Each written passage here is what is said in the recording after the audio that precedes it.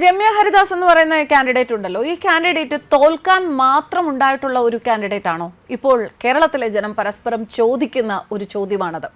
കേരളമാകെ UDF തരംഗം വീശുമ്പോഴും ജനം രമ്യ ഹരിദാസിനെ തിരഞ്ഞുപിടിച്ച് വീണ്ടും തോൽപ്പിച്ചു. 2 പ്രാവശ്യം നിന്ന് തോറ്റയിടത്ത് തന്നെ വീണ്ടും രമ്യയെ നിർത്തിയത് കോൺഗ്രസിന്റെ ചങ്കൂറ്റമായിട്ടാണ് പലരും പറയുന്നത്. കാര്യം, രമ്യ അവിടെ ജയിക്കാൻ ഒരു സാധ്യതയും ഇല്ലാതിരുന്നിട്ടും എന്തുകൊണ്ട് ചേലക്കര എന്ന് പറയുന്ന സ്ഥലത്ത് തന്നെ പെങ്ങളൂട്ടി എന്നുള്ള പേരിൽ സ്വയം അഹങ്കരിക്കുകയും നിരവധി കോൺഗ്രസ് പ്രവർത്തകരുടെ തന്നെ വിമർശനത്തിന് വിധേയമാവുകയും ചെയ്ത രമ്യ ഇലക്ഷന് നിന്നു. എന്തായാലും രമ്യയ്ക്ക് അടുത്തെങ്ങും എത്താനായില്ല എന്നുള്ളതാണ് ഇപ്പോൾ നമ്മൾ മനസ്സിലാക്കേണ്ട ഒരു കാര്യം. രമ്യ ഹരിദാസ് രണ്ടാമതും തോൽവി ഏറ്റുവാങ്ങുന്നത് എല്ലാ സീറ്റിലും UDF തിരഞ്ഞെടുപ്പിൽ വിജയക്കുതിപ്പിലേക്ക് നിൽക്കുമ്പോഴാണ്. ലോക്സഭാ തെരഞ്ഞെടുപ്പിലും കോൺഗ്രസിന്റെ എല്ലാ സ്ഥാനാർത്ഥികളും വിജയിച്ചപ്പോൾ രമ്യ തോൽക്കുകയായിരുന്നു.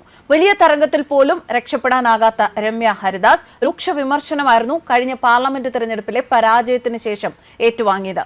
ഇപ്പോൾ വീണ്ടും തോൽവി ഇരന്നു വാങ്ങി എന്ന് തന്നെ പറയാം. കേരളത്തിൽ കോൺഗ്രസിന്റെ വലിയ തുരങ്കമാണ് ഉണ്ടായിരിക്കുന്നത്. അങ്ങനെ ഉണ്ടായപ്പോൾ പോലും രക്ഷപ്പെടാൻ രമ്യയ്ക്ക് സാധിച്ചിരുന്നില്ല എങ്കിൽ എങ്ങനെ ഈ തെരഞ്ഞെടുപ്പിൽ ഇടതുമുന്നണിയുടെ സിറ്റിംഗ് സീറ്റ് തകർക്കാനാകുമെന്ന് പലരും ചോദിച്ചിരുന്ന ചോദ്യമാണ്. ആ ചോദ്യത്തിനുള്ള ഉത്തരമാണ് ഒരിക്കൽ തോൽപ്പിച്ച സ്ഥാനാർത്ഥി വീണ്ടും നിർത്താനുള്ള കോൺഗ്രസിന്റെ അഹങ്കാരത്തിനുള്ള അടികൂടിയായത്. ചേലക്കര ഉൾപ്പെട്ട മണ്ഡലത്തിൽ നിന്നും പാർലമെന്റ് തെരഞ്ഞെടുപ്പിൽ ഇതേ രമ്യ ഹരിദാസിനെ ജനങ്ങൾ പരാജയപ്പെടുത്തിയതാണ്.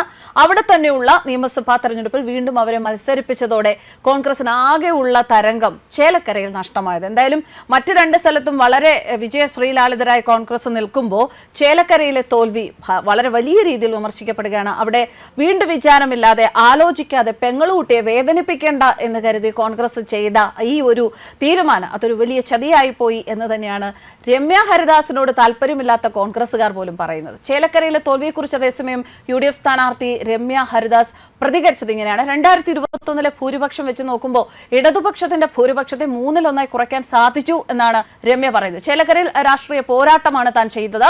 തെരഞ്ഞെടുപ്പ് പ്രചാരണത്തിന് നേതൃത്വം നൽകിയ പാർട്ടിയോടും മുന്നണിയോടും ഹൃദയത്തിൽ നിന്ന് നന്ദി പറയുകയാണ് എന്നും രമ്യ ഹരിദാസ് പറഞ്ഞു. 2021 ഇടതുപക്ഷത്തിന്റെ 40,000-ഓളം വോട്ടിന്റെ ഭൂരിപക്ഷത്തിൽ 3-1 മാത്രമേ ഇത്തവണ അവർക്ക് നേടാനായിട്ടുള്ളൂ എന്നാണ് രമ്യ ചൂണ്ടിക്കാണിക്കുന്നത്. UDFനെ സംബന്ധിച്ച് കൃത്യമായ പ്രവർത്തനങ്ങൾ നടന്നിട്ടുണ്ട്. വോട്ടിംഗിന്റെ വ്യത്യാസം ബൂത്തുകളുടെ കണക്കെടുപ്പിന് മാത്രമേ പറയാനാകൂ എന്നും രമ്യ ഹരിദാസ് പറഞ്ഞു.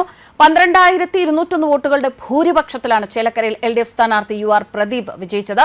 വോട്ടെണ്ണലിന്റെ ഒരു ഘട്ടത്തിൽ പോലും രമ്യ ഹരിദാസിന് മുന്നിട്ട് നിൽക്കാൻ സാധിച്ചിരുന്നില്ല. ചേലക്കരയിൽ അതേസമയം വോട്ടെണ്ണൽ കഴിഞ്ഞ് മടങ്ങുകയായിരുന്ന UDF സ്ഥാനാർത്ഥി രമ്യ ഹരിദാസിന്റെ വാഹനം തടഞ്ഞ CPM പ്രവർത്തകർ ഒരു പാട്ട് പാടുകയുണ്ടായി എന്നാണ് കേൾക്കുന്നത്.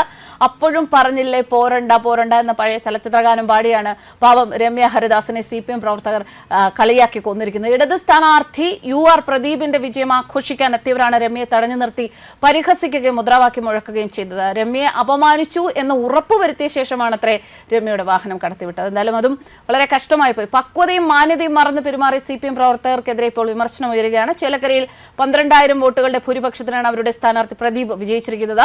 ലോക്സഭാ തെരഞ്ഞെടുപ്പിൽ തോറ്റ രമ്യ ഹരിദാസിന് ചേലക്കര ഉപതെരഞ്ഞെടുപ്പിൽ പരാജയപ്പെട്ടത് വലിയ തിരിച്ചടിയാണ്. ഇതിനിടയിലാണ് CPM പ്രവർത്തകർ ഇത്തരത്തിൽ നിർത്തിയങ്ങ് ആക്ഷേപിച്ചത്. അതേസമയം CPM കോട്ടയ ചേലക്കരയിൽ കഴിഞ്ഞ തെരഞ്ഞെടുപ്പിനേക്കാൾ 10,000-ഓളം വോട്ട് വർദ്ധിപ്പിക്കാൻ BJPക്കായി 33,609 വോട്ടുകളാണ് BJPയുടെ K ബാലകൃഷ്ണന് നേടാൻ സാധിച്ചത്.